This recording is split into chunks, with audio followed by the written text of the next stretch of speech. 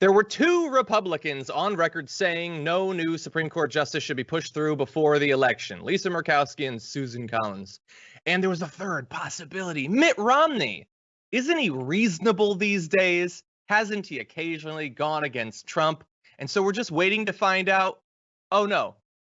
He says, I intend to follow the Constitution and precedent in considering the president's nominee. If the nominee reaches the Senate floor, I intend to vote based upon their qualifications. Oh, so he's just the same as all the rest.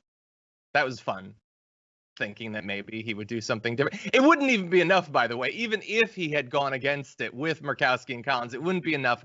But what do you know? Mitt Romney is going to do what Republicans are going to do, Emma. Yeah, but he marched in a Black Lives Matter rally, so we should give him kudos.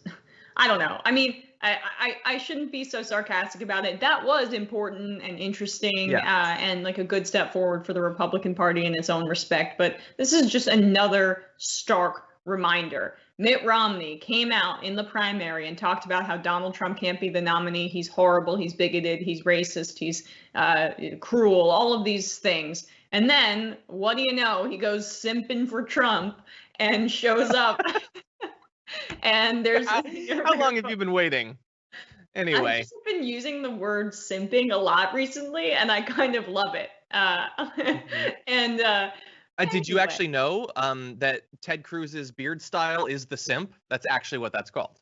Well, it should be called that because that's exactly what he is. But yeah, we all knew that Mitt Romney wanted that, I think it was Secretary of State position at the time. And he came and he bent the knee and he said, Trump, my dear leader, I will follow you to the ends of the earth, even though I said these horrible things about you and ostensibly care about morals and all of that. So that isn't going to be the case now. Yeah, look, and he has gone against him sometimes during impeachment or whatever, which totally ended up mattering. I mean, that's why all this damage has stopped being done to the country.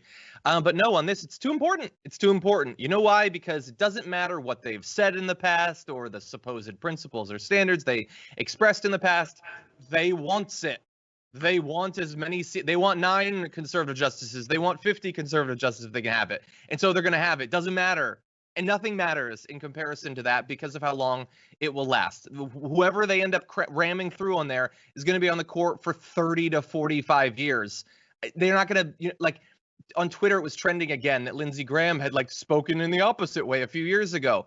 Yeah, good. We pointed out. Of course, you should point it out, and then you should move on because it doesn't matter. It's a cautionary tale, and it should be a cautionary tale that leads to a lesson for Democrats. But as you're going to see in a little bit, it's probably not going to. But anyway, I want to play you one bit of what Mitt Romney said this morning about the battle over the court. Take a look at this. So I recognize that we may have a court which has more of a conservative bent than it's had over the last few decades. But my liberal friends have, over many decades, gotten very used to the idea of having a liberal court. And that's not written in the stars. And I know that a lot of people are saying, gosh, we don't want that change. I understand the energy associated with that perspective. But it's also appropriate for a nation which is, if you will, center-right, to have a court which reflects center-right points of view. Okay, so I left in that last little bit that a lot of people have been cutting off because, first of all, Emma, it's just a center-right country, according to our politicians and our media, and it doesn't matter what happens or what changes or what policies they support. It is always going to be a center-right country, whatever that needs to mean. It can mean anything they want, but it definitely isn't to the left. No matter what, on any topic, it's center-right. It's infuriating. Just because Congress is center-right and because what is left of the Democratic Party and its leftism is center-right doesn't mean the country is on that playing field. You just ask anybody, what do they think about legalization of marijuana? Oh, 2/3 of the country supports it. And yet the official Democratic position now that Kamala Harris is putting out there and Chuck Schumer is just decriminalization. So they're center-right. The country isn't. Medicare for all, a Green New Deal, all of these social issues. The country is certainly to the left, but as long as you repeat it over and over again, it must be true. And also the idea that the court has been liberal for the past years.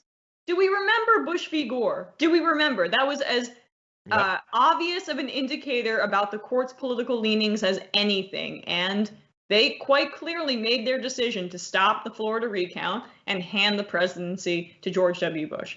And it's been that way since then, a conservative court. It really has.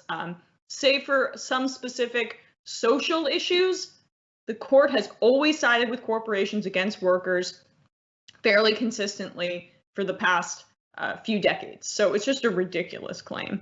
Yeah, no, it's a liberal Citizens United decision, a liberal shredding of the Voting Rights Act, all of that. No, and this is the exact same thing as saying this is a center-right country. It is redefining what every single word means. If you believe that the court was liberal over the past 30 years, that's insanity, but they have to pitch it. He's not going to go as far as every other Republican will say that they're crazy Marxist or whatever, like, Sotomayor is an insane communist or something, but he is still pushing in that direction. That's what the intent of this is.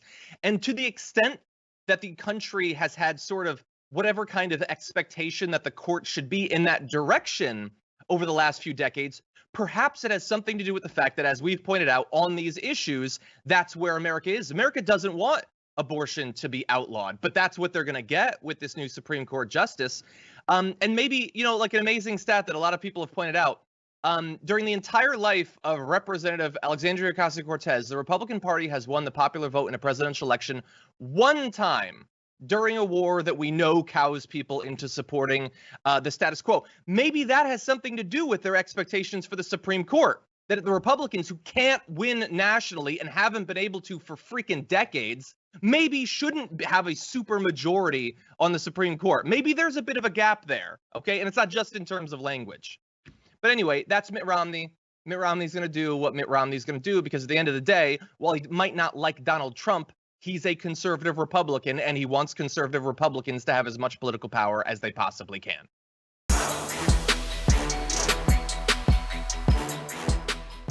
For more political news breakdowns, interviews, stories of activism, and me trying my hardest to care about the occasional big celebrity news story, subscribe to our YouTube channel at youtube.com/The Damage Report. And you can ring the bell wherever it is so you don't miss anything.